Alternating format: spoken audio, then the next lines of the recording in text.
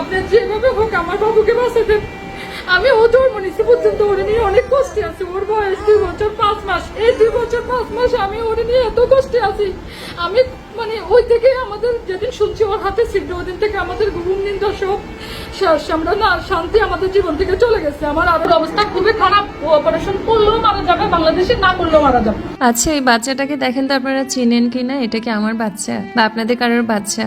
যদি না হয়ে থাকে কোনো না কোনো মায়ের তো অবশ্যই বাচ্চা, এবং এরকম একটা বাচ্চা তো আমার আপনার ঘরেও থাকতে পারতো, তাই না? তো এই বাচ্চাটার বয়স হচ্ছে 2 বছর 4 মাস, কিন্তু ওর গ্রোথ দেখলে আপনারা বুঝতেই পারবেন না যে ও 2 বছর 4 মাসের একটা বাচ্চা। ও কোনো ধরনের কথা বলতে পারে না, ও কোনো ধরনের খাবার খেতে পারে না, ইভেন সে ঘুমাতেও পারে না। তাকে সবসময় কোলের মধ্যে বসিয়ে রাখতে হয়, এবং তাকে বসিয়ে রাখলে সে নিঃশ্বাস নিতে পারে, তাছাড়া সে নিঃশ্বাসও নিতে পারে না ঠিকঠাক মতো। দেখেন ওর চোখগুলা মানে ঘুমে মনে হচ্ছে না ঢুলু ঢুলু, আসলে না, ও প্রচন্ড পরিমাণে দুর্বল, কারণ সে কিছুই গিলতে পারে না, সে কিছু খেতে পারে না। তো তার একমাত্র কারণ হচ্ছে তার যে হার্ট আছে, তো তার সেখানে একটা ছিদ্র আছে। তো ছিদ্রটা না নর্মাল হলেও মানা যেত যে একটা নর্মাল ছিদ্র, যেটা কিনা অপারেশন করলেই ঠিক হয়ে যাবে, মিরপুর হার্ট ফাউন্ডেশনে গেলে চিকিৎসা পাবে। কিন্তু কেমন লাগবে যদি কোনো ডাক্তার মাকে বলে দেয় যে আপনার বাচ্চাকে আপনারা অপারেশন করালেও সে বাঁচবে না, অপারেশন না করালেও সে বাঁচবে না। একটা মা বাবাকে যখন এই কথা বলা হয়, তাদের উপর দিয়ে কি যায় সেটা আসলে মা বাবা না হলে না কখনো বোঝা যাবে না। তো আজকের এই নিষ্পাপ শিশুটাকে নিয়ে ভিডিও শুরু করার আগে শুরুতে আপনাদের কাছে যেটা চাইবো সেটা হচ্ছে যারা যারা সাহায্যের হাত বাড়িয়ে দিবেন তাদের প্রতি অসংখ্য কৃতজ্ঞতা। আর যারা পারবেন না অবশ্যই ভিডিওটা শেয়ার করে রাখবেন আপনার প্রোফাইলে, যাতে আপনার প্রোফাইলের শেয়ার থেকে কোনো বিত্তবান ওদের সাহায্য করার জন্য এগিয়ে আসতে পারে। তো বাচ্চাটার বয়স যদিও 2.5 বছরের মতো, কিন্তু ওর ওজন মাত্র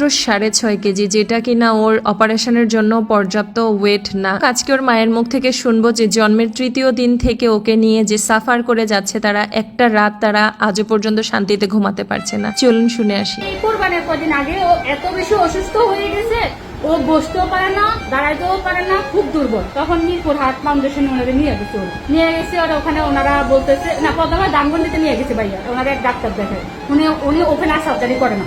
উনি বললো যে ইকু করে, উনি অবাক যে ওর তো হার্টের ছিদ্র 10 mm, অনেক বড়, 10 mm এর উপরে আর মানে হয় না এরকম। ও বলতেছে আমার কাছে আর কোনো কিছু করতে পারবেন না, আপনি এখনই ওনারে মিরপুর হার্ট ফাউন্ডেশন ডাক্তারের নাম লিখে দিচ্ছে, ওর কাছে নিয়ে যান। ও বললো যে ওর তো অনেক সমস্যা, উনি আরেক ডাক্তারের কাছে পাঠাইছে।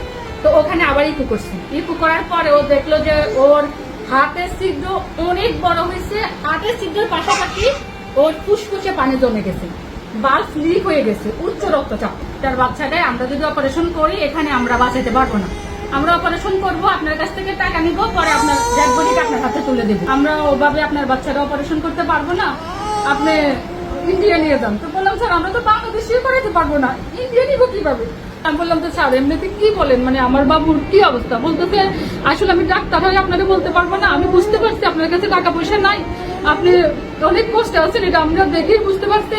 কিন্তু আমার কাছে হলো যে ও অপারেশন, ওর অবস্থা খুবই খারাপ, ও অপারেশন করলেও মারা যাবে, বাংলাদেশে না করলেও মারা যাবে। এটা বললাম আমি অনেক কান্নাকাটি শুরু করছি, আমার হাজবেন্ড অনেক কান্নাকাটি শুরু করছে। বলে স্যার আপনি এইভাবে বলতেছেন, এটা কি হয় নাকি? আমরা তো ওদের ছাড়া কিভাবে কি করবো? তো আমার হাজবেন্ড এখান থেকে চলে আসছে। উনি আমারে বলতেছে আপনি দেখেন এখন সিরিয়ালের ডেট দিয়ে না, আপনি বাসায় যান। তো আমরা বললাম যে না, আমরা তো ডেট দিতে পারবো না এখন, আমরা যাক বাসায় আসছি।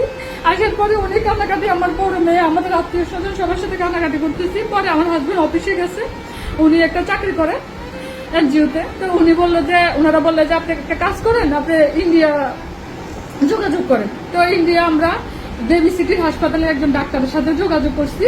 উনি বললো যে হ্যাঁ আপনার বাচ্চার অবস্থা খুবই ক্রিটিক্যাল, আরো আগে ওনার অপারেশন করা উচিত ছিল, এখন ওর কাগজপত্র সব দেখে বললো যে ওর অবস্থা ভালো না। আমি তো স্যার ওনারা একজন বাঙালি রাখছে, আমরা তো কথা বলতে পারবো না হিন্দি ভাষা। তো ওনারা বললাম যে স্যার আপনি যেভাবে হোক আমার বাবুকে বাঁচাতেন। আমি ও জন্ম নিচ্ছি পর্যন্ত ওরে নিয়ে অনেক কষ্টে আছি। ওর বয়স 2 বছর 5 মাস। এই 2 বছর 5 মাস আমি ওরে নিয়ে এত কষ্টে আছি। আমি মানে ওই থেকে আমাদের যেদিন শুনছি ওর হাতে ছিদ্র, ওই দিন থেকে আমাদের ঘুম নিন্দা সব শেষ। আমরা না শান্তি আমাদের জীবন থেকে চলে গেছে। আমার আরো একটা মেয়ে আছে, আমি ওই মেয়ের লোকে কোনো সময় দিতে পারি না। আমার বড় মেয়ে কান্না করি করে আমাকে বলে আম্মু তুমি তো আমার এখন সময় দাও না, আমার ভালোবাসো না। পরে আমরা যখন উনি বলছি, উনি বলতেছে ঠিক আছে আপনি নিয়ে আসেন, যত দ্রুত সম্ভব নিয়ে আসেন। আমার হাজবেন্ড বলতেছে স্যার আমার কাছে একটা পয়সাও নেই যে আমি এখন নিয়ে আসবো, আপনি একটা কাজ করছেন আমার একটু সময় দেন। ওর অবস্থা ভালো না, আমি সময় দিতে পারছি না। তো উনি বললেন অন্তত 2টা মাস দেন। 2টা মাস উনি চিন্তা চেহারা দেখেন, ওর 2 বছর 5 মাস, ও এখনো ভালোভাবে বসতেও পারে না।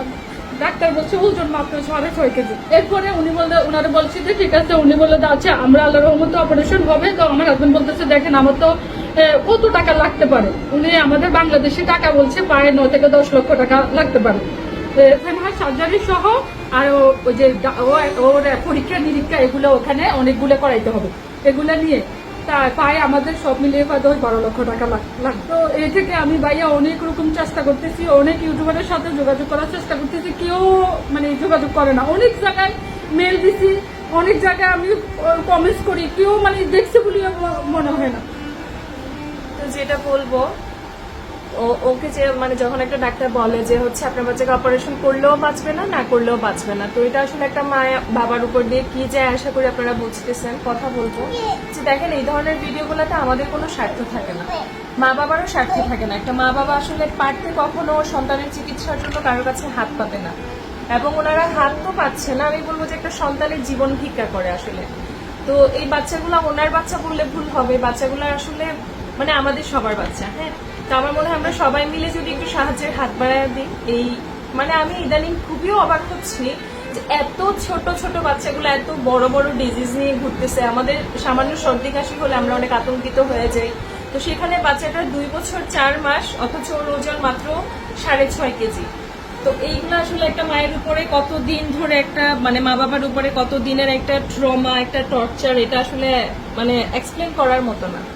তো যাই হোক, বাচ্চাটার হাতে একদমই সময় নাই, অলরেডি ওর হার্টের যে ফুটা সেটা হচ্ছে সর্বোচ্চ পর্যায়ে চলে গেছে। ইভেন ওনাদের টাকার জন্য ওনাদের পাসপোর্ট পর্যন্ত রেডি হয় নাই। আপনারা আপনাদের যার যার জায়গা থেকে যতটুকু সম্ভব এই বাচ্চা এবং তার পরিবারকে আপনারা সাহায্য করবেন। তো দেশের এই সময়ে আমি জানি যে ওর চিকিৎসা করাতে যাওয়াটা যেমন জরুরি, ওদের পাসপোর্ট করাটাও সেরকম জরুরি, এবং সবকিছুর ঊর্ধ্বে যেটা জরুরি সেটা হচ্ছে টাকা। তো আমি জানি না কতটুকু আপনারা সাহায্য করবেন, যার যার জায়গা থেকে যতটুকু সম্ভব আপনারা 10 টাকা, 100 টাকা, 1000 টাকা, 500 টাকা, যার সামর্থ্য অনুযায়ী আপনারা এই মাটাকে সাহায্য করবেন। আর এই বাচ্চাটার জন্য সবাই দোয়া করবেন, এবং আমরা পরবর্তীতে ওর আপডেট জানাবো। বাচ্চাটার পরিবারের বিকাশ এবং নগদ নাম্বার আমরা কমেন্ট এবং স্ক্রিনে সংযুক্ত করে দিলাম। আপনারা যার যার জায়গা থেকে অবশ্যই যা পারেন সহায়তা করবেন, আর না পারলে ভিডিওটা অবশ্যই শেয়ার করে দিবেন। আপনি যেভাবে হোক আমার বাবুকে বাঁচাবেন। আমি ও জন্ম নিচ্ছি পর্যন্ত ওরে নিয়ে অনেক কষ্টে আছি। ওর বয়স 2 বছর 5 মাস। এই 2 বছর 5 মাস আমি ওরে নিয়ে এত কষ্টে আছি। আমি মানে ওই থেকে আমাদের যেদিন শুনছি ওর হাতে ছিদ্র, ওই দিন থেকে আমাদের ঘুম নিন্দা সব শেষ। আমরা না শান্তি আমাদের জীবন থেকে চলে গেছে।